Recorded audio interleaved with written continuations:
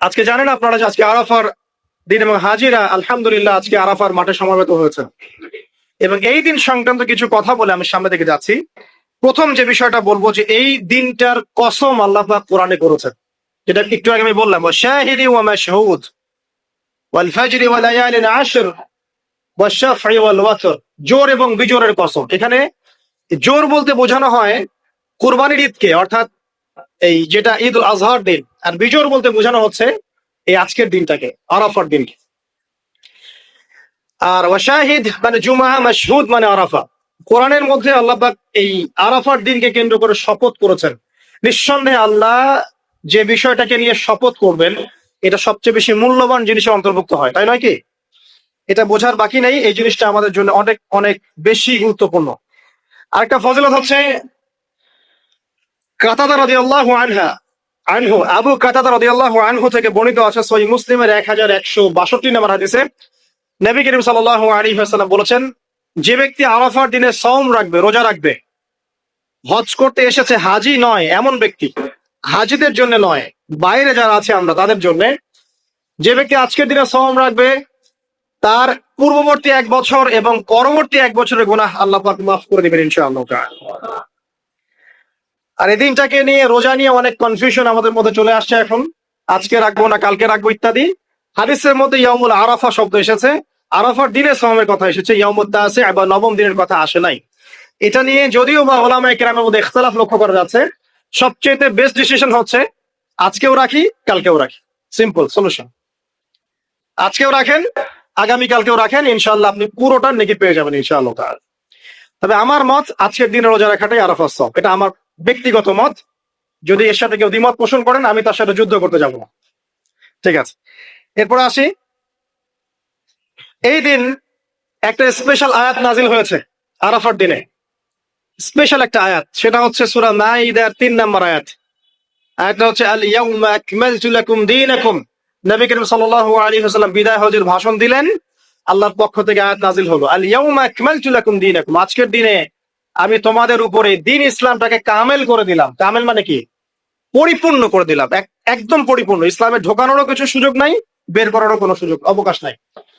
ওয়াতমামতু আলাইকুম নি'মাতি, তোমাদের উপর আমার নিয়ামতকে পরিপূর্ণতা দান করলাম। ওয়া রাদিতু লাকুমুল ইসলাম দীনান, এবং দ্বীন ইসলামকে তোমাদের উপর মনোনীত করে আমি সন্তুষ্ট হয়ে গেলাম। সুবহানাল্লাহ। এটা কিন্তু একটা কনক্লুসিভ আয়াত, মানে দীর্ঘ 23 বছর নবী সাল্লাল্লাহু আলাইহি ওয়াসাল্লাম স্ট্রাগল করেছেন, দ্বীন প্রচার করেছেন, প্রসার করেছেন, প্রতিষ্ঠা করেছেন। এরপর আল্লাহ পাক একটা কনক্লুসিভ আয়াত নাজিল করে এই দিনটার মধ্যে একটা ইতিবাচক ভূমিকা টেনে দিলেন। অতএব এই দিনটা খুশির, এই দিনটা আনন্দের, এবং এই দিনটা ইবাদতের, উদযাপন করার, এটা আমাদের সংস্কৃতি। আমি এই বিষয়ে একটু পরে কথা বলছি ইনশাআল্লাহ। এরপরে চলে আসেন, আজকের দিন একটা দুটো দোয়া আপনারা পড়বেন স্পেশালি। একটা হলো তাকবীর, যেটা আমরা দেই, আল্লাহু আকবার আল্লাহু আকবার লা ইলাহা ইল্লাল্লাহ ওয়াল্লাহু আকবার আল্লাহু আকবার ওয়ালিল্লাহিল হামদ, এবং আইয়ামে তাশরিকের শেষ পর্যন্ত, মানে ঈদুল আজহার 3 দিন পর্যন্ত এটা পড়তেই থাকবেন ইনশাআল্লাহ তাআলা। আর সকল নবীগণের একটা শ্রেষ্ঠ দোয়া আছে, যত নবী ছিলেন পৃথিবীতে তারা সবাই যত দোয়া করেছেন তার মধ্যে একটা দোয়াকে শ্রেষ্ঠ বলা হয়। শিখিয়ে দেবো কোনটা? সেটা হলো লা ইলাহা ইল্লাল্লাহ ওয়াহদাহু লা শারীকা লাহ লাহুল মুলক ওয়া লাহুল হামদ ওয়া হুয়া আলা কুল্লি শাইইন কাদির। এই দোয়াটা দিনে যে ব্যক্তি 100 বার পড়বে, দিনে যে ব্যক্তি 100 বার পড়বে, ওই দিন আল্লাহর লিস্টে ওই ব্যক্তি ছাড়া বেশি আমলকারী কেউ হতে পারবে না। তবে সেই ব্যক্তি ব্যতীত যে এর চেয়ে বেশি পড়েছে, কেউ 200 300 500 পড়েছে, তখন সে বেশি র্যাঙ্কিং এ শীর্ষে চলে যাবে আর কি। মিনিমাম 100 বার। আরো ফজিলত হচ্ছে 100 বার যদি আপনি পড়েন, ওই দিন শয়তান আপনাকে স্পর্শ করতে পারবেন ইনশাআল্লাহ, এবং আপনার আমলনামা থেকে 100 গুনাহ মিটিয়ে ফেলা হবে, 100 নেকি লিখে দেওয়া হবে ইনশাআল্লাহ। অতএব আজকে আমরা এই দোয়াটা পড়তে পারি, লা ইলাহা ইল্লাল্লাহ ওয়াহদাহু লা শারীকা লাহ লাহুল মুলক ওয়া লাহুল হামদ ওয়া হুয়া আলা কুল্লি শাইইন কাদির। এরপরে আসেন, এই দিন একটা ফজিলত হচ্ছে, আজকের দিনটা হচ্ছে হজের দিন, হজ আকবরের দিন। আমরা অনেকেই হজটাকে তুচ্ছ মনে করি, অনেকের সামর্থ্য আছে কিন্তু হজ করতে যাই না। আছেন এমন মানুষ? দুনিয়ার চাকচিক্য নিয়ে ব্যস্ত আছে, কিন্তু হজ ফরজ হয়ে গেছে, সেই কবে হজ করতে যাই না। মনে করি মেয়ের বিয়ে দিয়ে শেষ বয়সে যাব, তাই না? অথচ হজ করতে হয় ইয়াং বয়সে, যদি সামর্থ্য থাকে ইয়াং বয়সে হজ করতে হবে।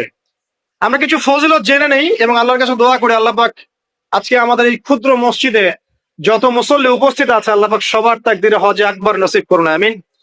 এবং মাকবুল আর মাবরুর হজ করা তৌফিক আল্লাহ পাক আমাদের সবাইকে দান করুন, আমিন। একটা হাদিস আছে, বুখারী মুসলিম দুইটা কিতাবে এসেছে, যে যে ব্যক্তি মান হাজ্জা লিল্লাহ, যে ব্যক্তি শুধু আল্লাহর জন্য হজ করলো, ওয়ালাম ইয়ারাফুস ওয়ালাম ইয়াফসুক, এবং হজের মধ্যে কোন প্রকার ফাহেসা কাজ করে নাই, অশ্লীল কোনো কাজ করে নাই, কোনো ফাসাকি কাজ করে নাই, সে ব্যক্তি ওই দিনের মতো নিষ্পাপ হবে। ওয়ালাদাত উম্মুহ, কোন দিন? ইয়াউমু ওয়ালাদাত উম্মুহ, যেদিন তার মা তাকে জন্ম দিয়েছিল। এটা সবচেয়ে বড় বেনিফিট। আরেকটা হাদিসে আছে যে মাকবুল হজ, একটা মাকবুল হজের জাযা জান্নাত ছাড়া আর কিছুই না। একটা মাকবুল হজের জাযা বা প্রতিদান হচ্ছে জান্নাত ছাড়া আর কিছুই না।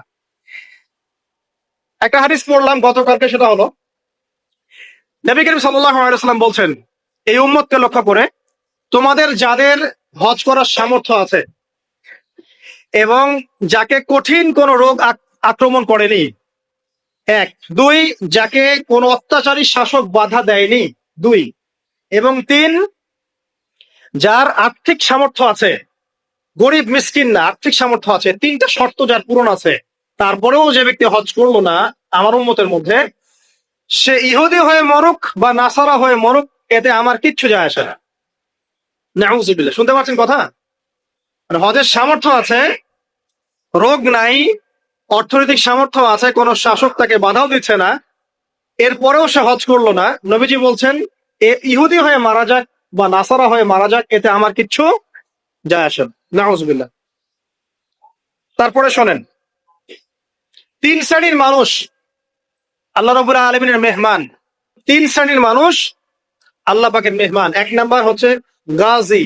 গাজী মানে কি? ইসলামের জন্য যুদ্ধ করেছে, অন্য কোনো জন্য নয়, দিন ইসলামের জন্য যুদ্ধ করেছে, বিজয় লাভ করেছেন, নাম কি? গাজী। এই ব্যক্তি আল্লাহর মেহমান।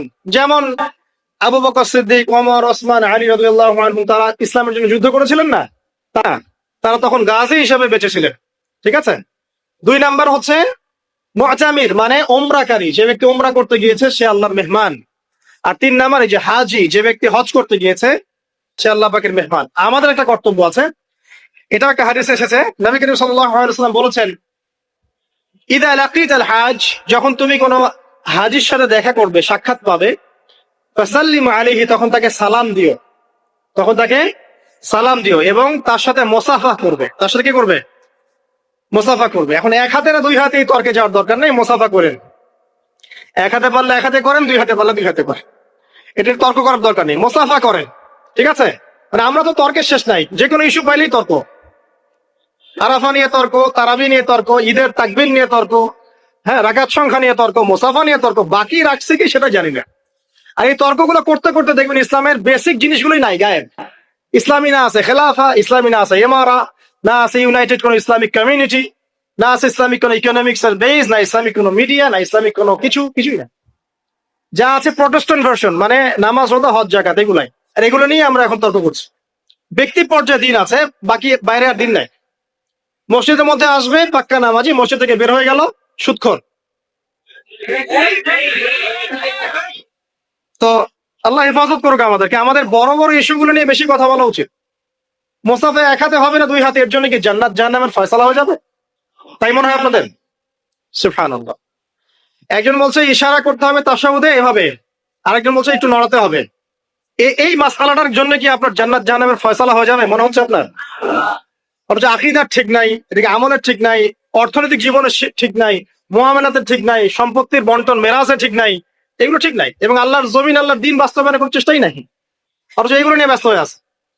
আল্লাহ পাক আমাদের বিচক্ষণতা দান করুন, দূরদর্শিতা দান করুন, আমিন। আসুন, মুসাফা করতে বলেছেন নবীজি, তারপরে বলবেন যে মুরহু, তাকে আদেশ করুন। এখানে আদেশ মানে হচ্ছে অনুরোধ করুন, তাকে আদেশ করুন বা অনুরোধ করুন, আই ইস্তাগফিরুল্লাহ, সে যেন তোমার জন্য ইস্তেগফার করে। কে? যে ব্যক্তি হজ করে এসেছে, হাজি, তাকে সালাম দিবেন, মুসাফা করবেন, দিয়ে বলবেন যে ভাই আপনি আমার জন্য একটু দোয়া করেন। কারণ ফাইন্নাহু মাগফুরুন লাহ,